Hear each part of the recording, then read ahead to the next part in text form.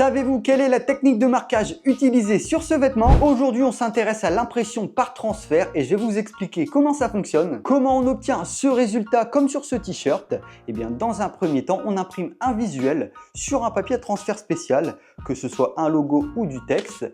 Je vous ai pris un exemple avec le logo de VisionText.